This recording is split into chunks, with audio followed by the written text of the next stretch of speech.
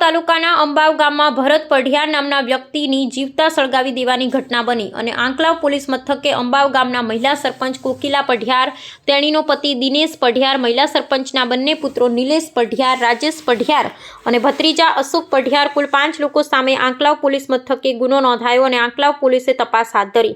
આંકલાવ પોલીસે ચોંકાવનારો ખુલાસો કર્યો છે। અંબાવ ગામનો નાગરિક ભરત પઢિયારે અંબાવ ગામની મહિલા સરપંચ કોકિલા પઢિયારે કરેલ આર્થિક ભ્રષ્ટાચારની જિલ્લા વિકાસ અધિકારી, તાલુકા વિકાસ અધિકારી, મુખ્યમંત્રી સુધી કરી હતી લેખી રજૂઆત।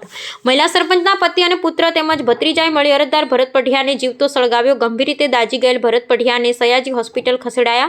હાલ તેની હાલત ગંભીર। ભોગ બનનાર ભરત પઢિયારે મહિલા સરપંચના વહીવટ પર તાજેતરમાં લગાવ્યા હતા ગંભીર ભ્રષ્ટાચારના આક્ષેપ। સમગ્ર ઘટનાક્રમમાં આંકલાવ પોલીસે મહિલા સરપંચ કોકિલા પઢિયાર, સરપંચના પતિ દિનેશ પઢિયાર, સરપંચના 2 પુત્રો અને સરપંચનો ભત્રીજો સહિત 5 શખ્સો સામે આંકલાવ પોલીસ મથકે નોંધાયો ગુનો।